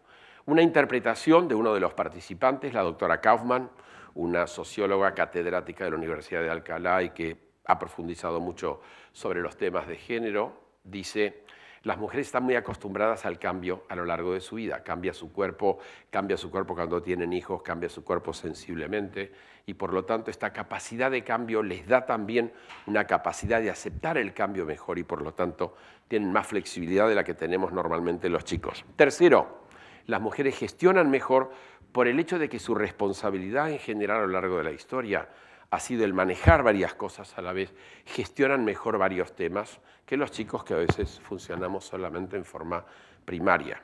Y al mismo tiempo las mujeres gestionan mejor el ego. Entonces, esto, sumado a los otros elementos, les da una capacidad de manejar mejor la reunión y al mismo tiempo de evitar el conflicto que muchas veces se genera en la reunión, y a veces lo gestionamos los hombres porque nos gusta complicar las cosas para luego aceptar el desafío y resolverlas. Yo ayer revisé estos resultados con un colega de la Universidad de Deusto, que es un gran profesor de habilidades directivas, y él me decía que coincidía con esto y que decía, y lo resumí en una frase estupenda, que dijo: las mujeres cosechan, los hombres cazamos. Nos gusta ir ahí a la sangre, a la lucha. Entonces, de alguna manera, esta diferencia de comportamiento, un poco estereotipada, pero esta diferencia de comportamiento genera también estas diferencias a la hora de negociar los resultados. Pero, y a veces hay peros, pero las mujeres tampoco están obteniendo en estos momentos el resultado de la negociación de sus puestos de trabajo, de sus puestos de alta dirección, de su posición adentro de la empresa que quisieran. Entonces, intentamos analizar el porqué, y el porqué de alguna manera lo hemos justificado con estos tres elementos. Primero, porque piden menos, están menos acostumbradas a pedir y exigir. Segundo, porque evitan la confrontación por naturaleza. Y tercero, porque a veces temen que su reputación sea la de personas inflexibles, duras, arrogantes, etc. Eso, y esta es una interpretación de nuevo de este grupo de personas que analizamos un poco estos resultados, sería el motivo por el cual tal vez, no se están logrando los resultados que se podrían llegar a lograr, sumado a algunos otros elementos de estereotipo que no los vamos a charlar ahora. De cualquier forma, existe la posibilidad de modificar estas competencias, existe la posibilidad de ir hacia un perfil diferente de mujer negociadora. Y aquí me gustaría, y para cerrar, someter a consideración dos propuestas. Estamos creando un conjunto de centros de competencia de negociación de la diversidad. Estamos creándolos dentro de edificios hechos por el arquitecto Frank Gehry, porque Frank Gehry es uno de los grandes arquetipos de la diversidad en estos momentos. Él ha creado el Biomuseo de la Diversidad en Panamá, y allí tenemos uno de los centros en marcha. Él ha creado la Casa del Árbol, el Tree House, en la Escuela de Negocios de la Universidad de Tecnología de Sydney, que también es un ejemplo de gestión de la diversidad y de convergencia de conocimientos en la UTS. Él ha creado el Guggenheim, donde también tenemos en marcha este proyecto, y él también ha creado el edificio de la Escuela de Leyes de Chicago, Loyola University. Entonces nosotros queremos en estos 4 lugares, para que atiendan respectivamente a Latinoamérica, Asia, Europa y Norteamérica, pensamos crear centros de competencia que tienen que ver con la diversidad, en los cuales nos dedicaremos a la enseñanza y nos dedicaremos a la investigación. Primera invitación. Segunda invitación. Nuestra guía y nuestro libro de cabecera para estos 4 centros que se van a dedicar a estudiar la diversidad es un libro que apareció recientemente, escrito por el rector de la Universidad de Deusto, que se denomina Diccionario de Liderazgo. Un trabajo de investigación, 100 palabras, muy claro y nítido lo que debe llevar ese líder o esa líder en su mochila para ser exitoso a lo largo de la vida. Y yo de ahí rescaté 3 conceptos que también someto a consideración y dejo un poco para la reflexión.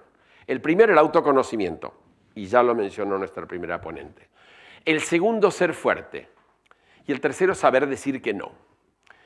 Y a lo mejor el reflexionar sobre estas cosas ayuda a mejorar esas competencias que de alguna manera las mujeres tienen de forma innata y que se pueden fortalecer a través de esto. Muchas gracias a todos. Buenas tardes.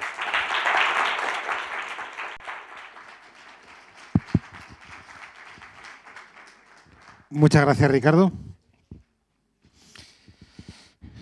Como veis, lo de que la mujer negocia peor no es la verdad, parece ser que no es verdad, aunque sí que es verdad, porque negocia peor para ella, la mayor parte de las veces, por lo que nos acaba de comentar Ricardo, aunque técnicamente el proceso lo esté llevando mejor, y evidentemente lo que sí que está claro es que esas diferencias entre el proceso de negociación femenino y el proceso de negociación masculino es algo importante a tener en cuenta.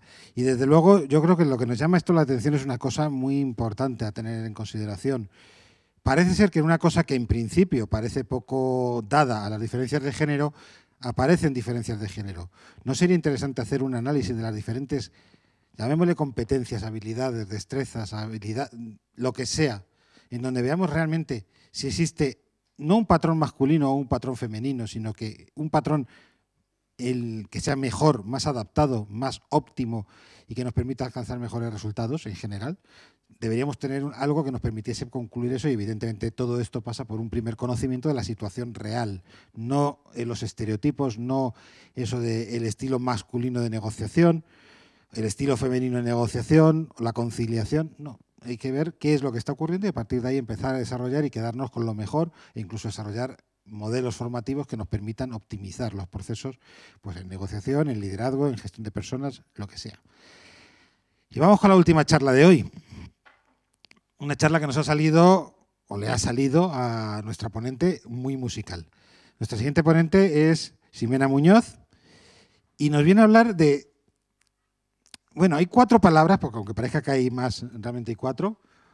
Una es mujer, la otra es poder, la otra es dinero y la otra es cha-cha-cha. ¿Tienen algo que ver todas estas palabras?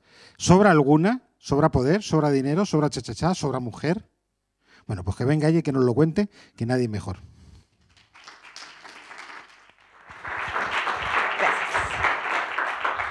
Buenas tardes a todos. Intentaré ser lo más breve posible, cumplir con el timer que tengo aquí. Por lo tanto, cuando mira hacia la derecha es para cumplir con ese objetivo de salir horario.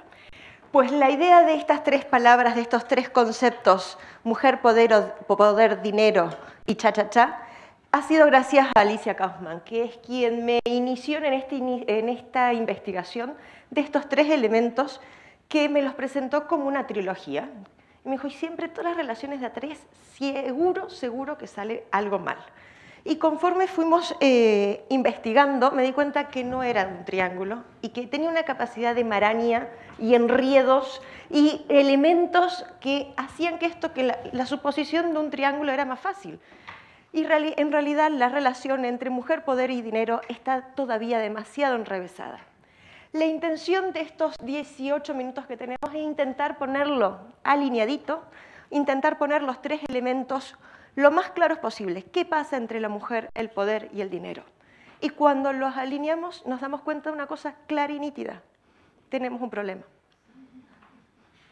¿Cuál, cómo, intensidad, de dónde viene, por dónde viene? No lo sabemos con claridad, pero tenemos datos y hechos concretos que nos demuestran que hay problemas. Sí, esto lo dejé un poco claro adrede. Esto no es una tabla de distribución poblacional, que quedaría muy bonita. Esto es una tabla de distribución salarial en España 2014. Si la acomodamos para generar un poquito más de impacto, vemos que esta columna rosadita del medio son nuestros salarios. Son promedios, medias aritméticas de nuestros salarios por comunidad autónoma. Los grises son los de ustedes, los señores que cobran más. Hacemos un promedio de esos cuadraditos, de esos cuadraditos pequeños y vemos que tenemos un 24% de brecha salarial. 24%. Es muchísimo. Es algo que impacta. Es algo que nos significa que nosotras, las mujeres, necesitamos trabajar 79 días más para ganar lo mismo. Significa, a largo plazo, que necesitamos 11 años más de aportes de cotización para cobrar lo mismo que los hombres. Significa que ganamos al año 6.000 euros menos. ¿Qué es lo que ocurre en el resto de Europa? Hay situaciones reales. No solamente eso ocurre en España, no es solamente una cuestión cultural de España. Tenemos valores dentro de Italia, que es la menor, que tiene un 7% de brecha salarial, pero Alemania está dentro del 21%. Pero lo más triste que nos toca vivir a nosotros es la tendencia. La tendencia de España de los últimos 5 años, en vez de subir, en vez de bajar, sube. Con lo cual, ¿qué hay detrás de esto? que hay detrás de qué nos ha ocurrido a nosotras en los últimos 5 años. Esto demuestra nuestras decisiones, esto demuestra lo que nosotras hemos decidido. Algo nos ha ocurrido a nosotras en los últimos años que cada vez somos más personas, más mujeres, que aceptamos ciertas circunstancias. Otro dato concreto, en España solo el 22% de los cargos de alta dirección son ocupados por mujeres. ¿Qué nos ha pasado? ¿Por qué llegamos a esto? Todo eso depende de un instante. Un instante en el que nosotros hemos aceptado esas condiciones. Un instante en el cual nosotros dijimos no rechazo. Si hay algún matemático o una matemática y científica entre sí acepto y no rechazo, hay un mundo de diferencia. Hemos aceptado esas condiciones. Hemos firmado contratos de trabajo en los que en un instante, en ese tiempo en que sacas el boli y firmas y dices que sí, en ese momento empezaron a confluir un montón de situaciones que nos afectan al momento de tomar una decisión como aceptar un contrato de trabajo con un 24% menos de lo que a mí me correspondería, sin lograr llegar a los puestos de dirección como en otros países y ganando 6.000 euros menos. Eso fue un sí acepto y un no rechazo. Fue un instante en el cual empezamos a decidir en ese momento todas las situaciones que podrían llegar a afectarnos. Distintos autores, distintas corrientes de pensamiento consideran que existen distintas causas.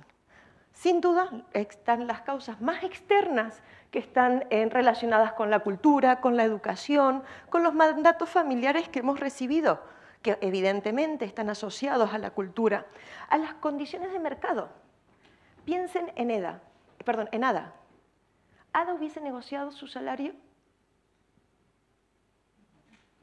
Ada, con que le hubiesen dejado poner un pie en la biblioteca y poder estar allí estudiando, lo hubiese hecho gratis. ¿Por qué? Porque las condiciones del entorno, las condiciones del contexto, sin lugar a dudas que afectan la toma de nuestras decisiones.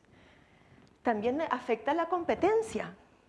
O sea, si eres la única mujer, tus condiciones para la negociación de tu salario, las condiciones para decir no acepto, son muchísimo más fuertes. Las condiciones de coyuntura. ¿En qué momento vas a tener una posición muchísimo más fuerte a la hora de aceptar o no seguir con esa tendencia en los salarios?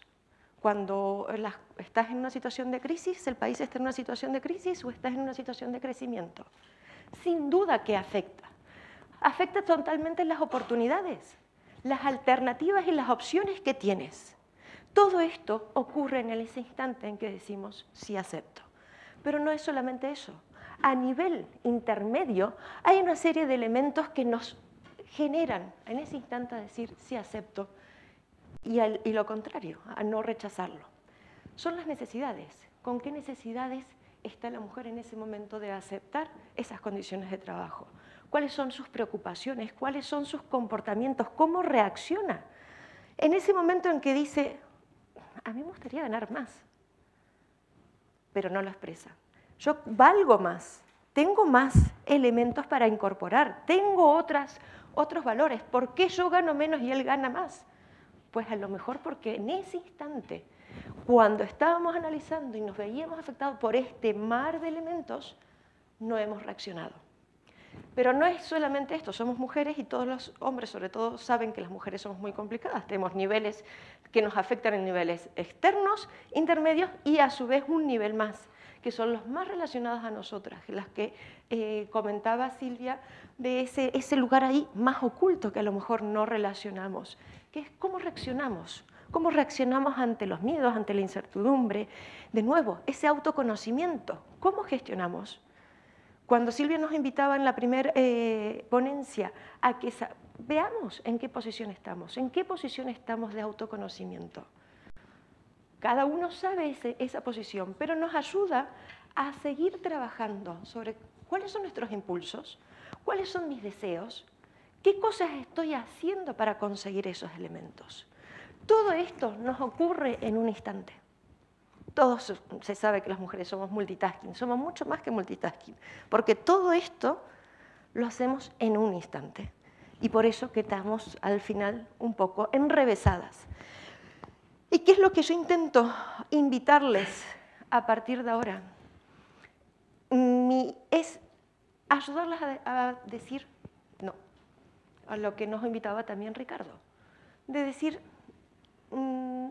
que yo gane 6.000 euros menos en promedio en España en el 2015, depende de mí. Depende de que yo sea capaz de gestionar todas estas situaciones y diga, basta. ¿Por qué? Porque muchas veces en los instantes es cuando uno empieza a romper barreras. Cuando uno empieza a romper barreras como hizo Ada, que intentaba estar en esa vida de investigadora científica, madre, con un entorno y un contexto que no la ayudaba. Muchas veces es un instante el que se necesita para romper esa barrera del que no se puede. Y un ejemplo que lo quise poner adrede, que haya sido un hombre, porque es el mejor ejemplo que conozco de cómo un instante cambia la historia. Es Sir Roger Bannister. Durante la década del 40 y del 50 se consideraba que un hombre, un ser humano, no podía correr una milla en menos de 4 minutos. Y se estuvo manejando esos valores durante 2 décadas, hasta que este buen hombre lo logró. Simplemente por un microinstante lo logró. Y fue el milagro de las 4 millas. Pero lo más importante no fue lo que hizo Sir Roger, sino lo que se logró a los 20 días después. Alguien más lo logró. Hoy en día, 60 años después, nuestros hijos en la secundaria logran correr una milla, que es más o menos, un poquito más de 1,5 kilómetros en 4 minutos. Mujeres normales, sin ser grandes atletas, que tienen una constancia y una persistencia brutal, corren hoy en día una milla en menos de 4 minutos. Todo es un instante y una evolución. A mí me gustaría que seamos capaces de ser como Sir Roger y que logremos romper ese mito de que las mujeres no ganemos lo mismo que los hombres. Pero depende de nosotros, depende de estas señoras que salen a correr y que hoy, 60 años después, nadie se sorprende, nadie premia a las mujeres que salen a correr una milla en menos de 4 minutos.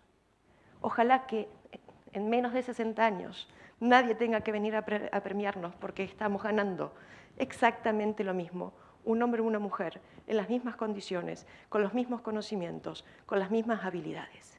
Pero para eso hay que reaccionar. Y es a lo que los intento invitar. ¿Cómo lo logramos? Bailando cha-cha-cha. ¿Qué es el cha-cha-cha? El cha-cha-cha es un baile cubano de la década del 50, en donde los bailadores tienen una serie de condiciones. 1, no se desplazan demasiado, no hacen grandes desplazamientos. 2, siempre tienen un pie en la tierra. Siempre en el suelo va un pie. Y además se baila con una actitud relajada, hasta un cierto punto pícara y coqueta. Y eso es lo que los invito. Empecemos a bailar el cha-cha-cha, porque además el cha-cha-cha es la C de los conocimientos. El cha-cha-cha es la H de las habilidades. Y el cha-cha-cha son las actitudes. Con esto lo que intentamos es mostrar los conocimientos, habilidades y actitudes en 3 tiempos. Que lo hagamos con gracia, que lo gestionemos con gracia, que siempre tengamos los pies en la tierra, que no hace falta moverse demasiado. Hagamos pasos pequeñitos, con gracia, estratégicos, que nos permita gestionar a lo largo de nuestra carrera en 3 tiempos. ¿Perdón? ¿Qué conocimientos, qué habilidades y qué actitudes tenemos que ir gestionando a lo largo de nuestra carrera profesional, personal, familiar y como mujeres? Los conocimientos al principio de entre los 25 y 35 años nos parece que es algo fabuloso, fundamental, increíble. Ustedes ven un currículum y le tapan la edad, saben perfectamente cuántos años tiene, porque lo primero que pone son los conocimientos. ¿Cuánto valen hoy los conocimientos? ¿Mucho? ¿Poco? 0, señores y señoras. 0. Porque cada vez tenemos mayor acceso a la información y al conocimiento. 0. ¿Cuánto tardamos en este momento para saber como la definición de cha-cha-cha. Con el Super 4 el Wi-Fi que tenemos, 4G Wi-Fi, en un instante sabemos quiénes fueron hasta los 5 historiadores y los 5 intentos del cha-cha-cha. ¿Cuánto valen las habilidades? ¿Más o menos que los conocimientos? Más. ¿Vale más que los conocimientos? Sí. ¿En el futuro van a valer más o menos? ¿Cuál es la tendencia de los valores de las habilidades? Animaros a decirlo. Bajamos. ¿Por qué? Porque también tenemos acceso.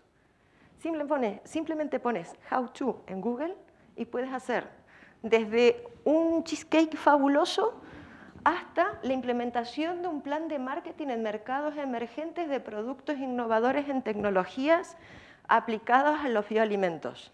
Y te aseguro que lo encuentras. ¿Qué es lo que más vale? La actitud, porque es lo único que no te puedes descargar por internet. Tengas tu móvil, tengas 4G, tengas Wi-Fi, tengas todo lo que quieras, la actitud depende de ti.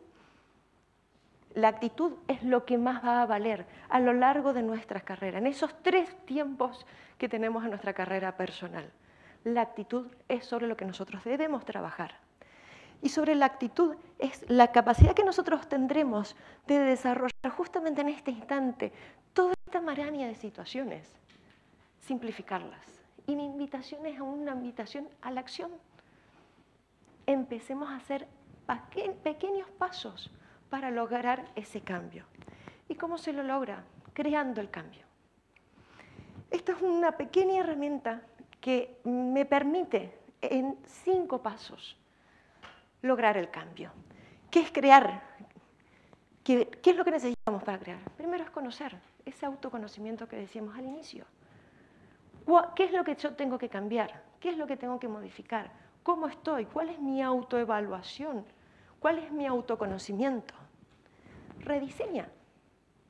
Rediseña esos elementos que sabes que debemos. Cada uno en este momento está pensando en aquella negociación, en aquel contrato de trabajo, la cláusula 28.5, que dije, pues sí, vale, la firmé, y que en este momento están recordando seguramente, o aquellos elementos que no hemos negociado y que no hemos estado acordes o contentos con su resultado, es momento de rediseñarlo. Identifica qué quieres cambiar, rediseña y experiméntalo. Llévalo a la práctica. Fíjate qué es lo que ocurre, cómo te sientes con ese nuevo cambio y luego analiza qué vas a hacer. ¿Vas a adoptar ese cambio que has propuesto? ¿Vas a adaptarlo porque todavía necesita acomodarlo un poquito más o lo archivas porque dices, mira, sí, me encantaría ser una maratonista, me he puesto los conocimientos, ya sé que tengo que correr en 125 pulsaciones, he rediseñado mi forma de correr, la he experimentado, pero si sigo corriendo a esto, me muero de un ataque cardíaco. Muchas veces tenemos que hacer esas pruebas de saber que aunque no lo acepte, que la archivo y no pasa nada. Desmistificar eso, decir, no, estoy a hacer esto, que tengo que salir, perfecto. Seamos más prácticas, experimentemos y nos olvidamos de la perfección. Y por último, muchas veces tenemos que reaccionar. Reaccionar de decir, mira, esto es lo que hice, esto es lo que soy y estoy encantada que así sea. ¿Cómo podemos poner esto a la práctica? De nuevo, con 5 pasos. Primero, proponte cambiar algo. Proponte reducir algo que no te guste. Proponte eliminar algo que no te guste. Proponte agregar algo diferente que no hayas conocido. Y reconócete. Reconócete y anímate a ser constante, a ser paciente, a tener disciplina de todos los días, intentar hacer un cambio. Los pequeños cambios son los que me ayudan a mejorar. Los lunes, cambia algo. Cada lunes, cada martes, reduce eso. Hablo un poco fuerte, lo reduzco los martes. Los miércoles he decidido eliminar X, Y, Z.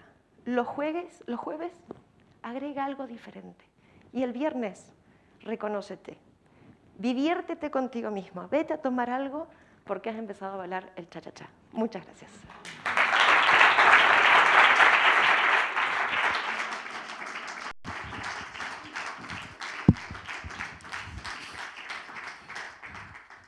Muchas gracias, Ximena. Habrá que empezar a bailar el cha-cha-cha porque me parece que el problema que tiene este modelo es que no solo sirve para mujeres. Me parece que además de las mujeres tenemos que aprender un poco el cha-cha-cha todo el mundo. Bueno, pues con esto damos por concluido nuestro TEDx Gran Vía de hoy, en donde hemos empezado conectando con el evento principal desde California, donde hemos estado viendo una de las sesiones y donde hemos continuado con esas 4:30, no está muy claro cuántas han sido exactamente, charlas, en donde hemos ido viendo un poco pues, diferentes perspectivas. Hemos visto el papel de la imagen, hemos visto una persona del pasado que nos ha contado cosas acerca de cómo poder aprovechar su experiencia vital. Hemos visto los estudios que nos cuentan la negociación y finalmente hemos visto cómo el baile, más que bailar, es otra cosa que también es aplicable. Y es el momento también de dar gracias a vosotros por haber venido. Nos encanta que vengáis, sabéis que tenemos un montón de formatos y un montón de eventos, por lo tanto queremos contar con vuestra presencia siempre que podáis y os apetezca, porque lo que vamos a intentar siempre es intentar proponeros ideas distintas, diferentes, a ver si por lo menos unas cuantas o son de vuestro gusto, aunque sabemos que no todas pueden ser de gusto, ya lo decía Silvia, no puedes gustar a todo el mundo, bueno, pues tampoco como evento podemos gustar a todo el mundo, pero por lo menos podemos intentar gustar a la mayoría o a unos cuantos cada vez, que siempre, cuando tienes varias ediciones a lo largo del año, viene bien poder hacerlo. Y bueno, es el momento también de dar gracias a nuestros patrocinadores. Tenemos que dar las gracias a Flagship Store de Telefónica. Bueno, en realidad tendríamos que dar gracias a Flagship Store y a Telefónica, porque evidentemente no ha podido ser en Flagship Store de Telefónica y ha tenido que ser en Telefónica sin Flagship Store. Pero bueno, damos las gracias a los dos y a la Escuela de Clientes, que es donde normalmente estamos haciendo muchas de nuestras actividades, en concreto todos nuestros salones, los TEDx Gran Vía Salón que estamos haciendo sobre tecnología, los estamos haciendo allí. Y por lo tanto, ya no solamente le agradecemos por habernos patrocinado este evento, sino que también le agradecemos por habernos ofrecido la posibilidad de estar trabajando conjuntamente con ellos durante un montón de tiempo. Ya llevamos desde el año 2013, que ya es un tiempo bastante largo. Y también damos las gracias a Google, que nos ha dado pues, un montón de ideas, nos ha propuesto hacer este evento. Se ha unido con nosotros y ha colaborado activamente en poder identificar, ha sufrido los problemas que hemos sufrido todos nosotros, un poquitito más que todos nosotros, porque ellos sí que, yo creo que ha habido momentos en donde lo han pasado realmente mal. Han pasado por los problemas, por los típicos de cualquier organización, de cualquiera de los eventos, menos mal que como tienen experiencia ya más o menos lo comprenden, pero sobre todo nos han permitido ilusionarnos y ofrecer una posibilidad de analizar este evento de mujeres desde una perspectiva que nos apetecía bastante. Ya nuestro primer evento fue un evento muy genérico sobre temas de mujeres, ya lo comentábamos en la entrada que hicimos en la web. El segundo evento ya empezamos a analizar problemáticas más específicas y ya con este tercer evento TEDx Gran Vía Women ya hemos logrado centrarnos en el tema que más nos gusta a nosotros y es cuando empezamos a tratar, empezamos a analizar problemáticas desde una perspectiva que queremos que es la que ofrecen los eventos TEDx. Cuando le contamos la idea a Google le gustó y evidentemente si ya ellos nos dicen que les gusta, pues nosotros directamente nos tiramos a la piscina o nos ponemos a bailar el cha-cha-cha. Todo lo que sea más oportuno. Por lo tanto, muchas gracias a todos. Me imagino que mañana no, pero posiblemente el lunes os hará TED llegar la encuesta de evaluación. Es una encuesta muy sencillita, la verdad es que la han simplificado bastante y fundamentalmente sirve para que nosotros podamos seguir haciendo este tipo de cosas. Siempre os digo lo mismo, sed sinceros, pero sed bondadosos. Sabéis que este tipo de eventos los hacemos con la mejor de las intenciones, no hay ningún tipo de ánimo de lucro, simplemente hay la voluntad de hacer honor al lema de TED de ideas que vale la pena difundir. Nosotros intentamos encontrarlas y ofrecer a esas ideas personas que ya están infectadas con la idea y que son capaces de contagiar a otras personas de esas mismas ideas. Por lo tanto, gracias también vosotros por haberos permitido ser infectados de alguna manera con ello. Y bueno, alguien habrá por ahí por el streaming, por lo tanto también muchas gracias por habernos estado siguiendo y a vosotros no vamos a mandar encuesta de evaluación, a no ser que nos mandéis un email y digáis que la enviemos. Si nos la enviáis, también os hacemos llegar la encuesta de evaluación. Os esperamos a la siguiente edición de nuestros eventos. Teníamos uno para el día 1 de junio, pero teniendo en cuenta un poco la situación que estamos, lo hemos aplazado. No sea que nos tengamos que encontrar nuevamente con cambio de lugar. y por lo tanto nos tranquilizamos un poquitillo más y os emplazamos para el siguiente evento que vamos a tener, que va a ser nuestro evento estándar, el 25 de junio. Será el evento TEDx Gran Vía, el formato convencional que todo el mundo conoce. Creo que al final contaremos con 10 ponentes y estáis más que invitados. Nuevamente, la asistencia será totalmente gratuita. Y el TEDx Gran Vía Salón, que iba a ser el 11 de junio, lo hemos trasladado al, si no recuerdo mal, 9 de julio. También estáis más que invitados a poder asistir. Además, posiblemente, si no surge ninguna cosa, que yo ya cruzo los dedos para que no surjan, porque después de, ya algún día os contaré todas las que han surgido, si no surge ninguna cosa, será una de las cosas que también os contamos en el evento de educación, y que querríamos tener evento salón en donde ataquemos temas de educación. Bueno, pues el evento que iba a ser de junio y que hemos trasladado a julio, vamos a intentar integrar temas de tecnología y de educación. Nuevamente, estáis más que invitados. Muchas gracias por haber venido y ya sabéis que los tenéis a vuestra entera disposición.